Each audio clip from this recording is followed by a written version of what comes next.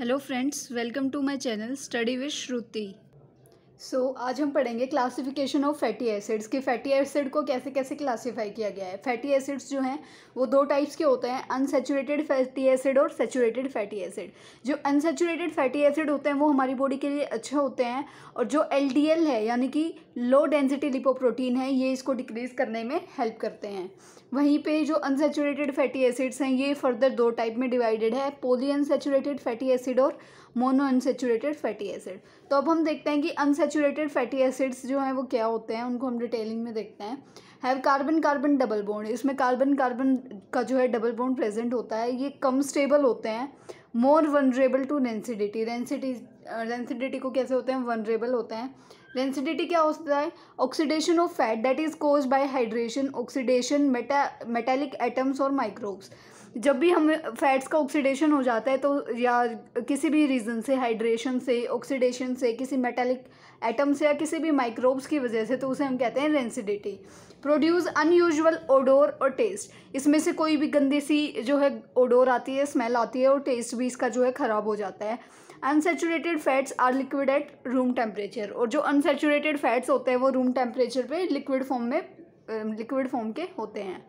इनके रोल क्या है, इम्प्रूविंग ब्लड कोलेस्ट्रॉल लेवल, जो भी ब्लड में कोलेस्ट्रॉल की लेवल होती है ये इसको इम्प्रूव करता है, उसको मेंटेन रखता है। ईजिंग इन्फ्लामेशन, जब भी कोई रिएक्शन होती है तो ये इन्फ्लामेशन यानी कि वहाँ पे स्वेलिंग का काम करता है, जिससे हमें इजीली पता चल जाता है कि हाँ हमारी बॉडी में कुछ ना कुछ प्रॉब्लम हुई है।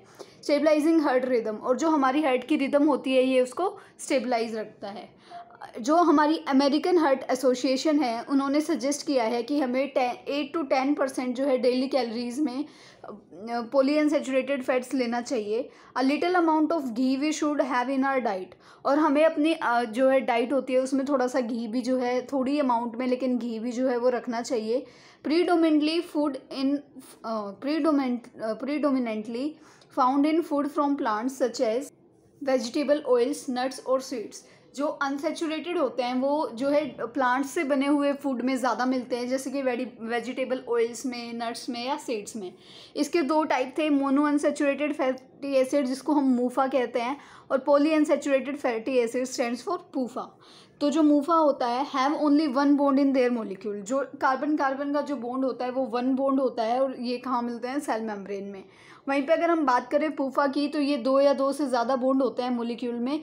ये इन्फ्लामेशन करने में हेल्प करते हैं, हमारी बॉडी में एलडीएल लो डेंसिटी लिपोप्रोटीन को जो है वो रिड्यूस करते हैं, और हमारे ब्लड प्रेशर को मेंटेन करते हैं। इसी में हम पढ़ते हैं ओमेगा 3, ये पॉली अनसैचुरेटेड जो है वो होता है, इम्पोर्टेंट पॉली अनसैचुरेटेड फैट है। ये हमारी बॉडी में ये नहीं बनता, ये हमें बाहर से लेना पड़ता है, हमें अपने फूड से जो है इसको कंज्यूम करना पड़ता है। Excellent way to get omega 3 fats eating fish 2 to 3 times a week. अगर हमें ओमेगा 3 चाहिए तो उसका सबसे मेन जो तरीका होता है, जो सबसे ईजी वे है, और जिसमें कि हम कह सकते हैं कि ज़्यादा अमाउंट में ओमेगा 3 प्रेजेंट हो, ऐसा हमें डाइट लेनी है तो हमें फ़िश खानी चाहिए 2 से 3 बार एक वीक में। और इसकी अगर हम प्लांट सोर्स की बात करें तो फ्लैक्स सीड्स में, वॉलनट्स में, कैनोला में और सोयाबीन ऑयल में जो है ये प्रेजेंट होता है। जो नॉन वेज खाते हैं उनके लिए फ़िश जो है बहुत अच्छा होता है, वो खा सकते हैं, लेकिन जो वेजिटेरियन है वो प्लांट बेस्ड प्रोडक्ट जो है वो ले सकते हैं। अब हम देखते हैं अनसैचुरेटेड फैटी एसिड्स क्या होता है। Without carbon carbon double bond, इसमें कार्बन कार्बन डबल बॉन्ड्स जो है नहीं प्रेजेंट होते, हैव ओनली सिंगल बॉन्ड, सिर्फ एक ही बॉन्ड जो है वो प्रेजेंट होता है। Solid at cool temperature, cool temperature पे ये सॉलिड होते हैं। Eating too much is not good for health, increase cholesterol, cause heart and blood vessels problem. तो इसमें क्या होता है कि ज़्यादा खाना ये हमारी बॉडी के लिए अच्छा नहीं होता है, ये हमारे कोलेस्ट्रॉल लेवल को बढ़ा देता है, जिसकी वजह से हमें हार्ट की या ब्लड वेसल्स में जो है कोलेस्ट्रॉल जमा हो जाएगा, जिसकी वजह से अच्छे से हमारा जो ब्लड है वो सर्कुलेट नहीं हो पाएगा। उसके बाद ये एलडीएल की जो अमाउंट है उसको भी हमारी बॉडी में बढ़ा देता है। Food containing fats have a mix of specific types of fats, और जो जिन फूड्स में ये वाला फैट्स होता है उसमें बहुत सारे स्पेसिफिक टाइप्स ऑफ फैट्स जो हैं वो मिक्स होते हैं। Healthy foods, chicken and nuts have small amounts of saturated fat, less than amount in beef, ice cream and cheese. जो हेल्दी फूड होता है जैसे कि चिकन और नट्स, इनमें भी जो है ये फैट प्रेजेंट होता है, ये फैट मतलब सैचुरेटेड फैट प्रेजेंट होता है, लेकिन चिकन से भी ज़्यादा ये फैट जो है बीफ में, आइसक्रीम में या फिर चीज़ में जो है प्रेजेंट होता है।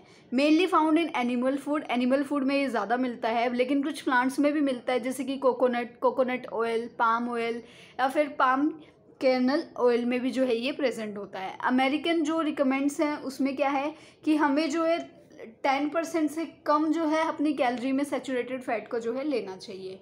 उसके बाद कुछ और भी फैटी एसिड्स की क्लासिफिकेशन है, जिसे हम इसेंशियल और नॉन इसेंशियल फैटी एसिड में पढ़ते हैं।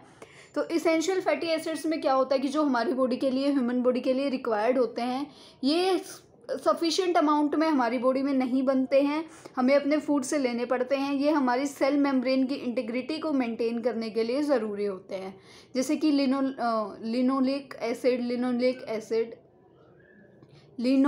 एसिड और लिनोलैनिक एसिड जो है ये इसके एग्जांपल्स हैं।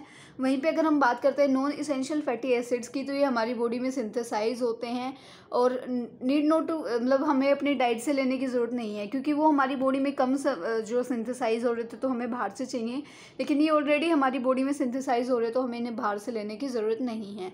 इनको हम मॉडिफाइंग लिपोप्रोटीन्स भी कहते हैं, जो कि हमारी सेल मेम्ब्रेन में मिलते हैं। इसके एग्जाम्पल हैं पाल्मिटिक एसिड और ऑयलिक एसिड एक्सेट्रा।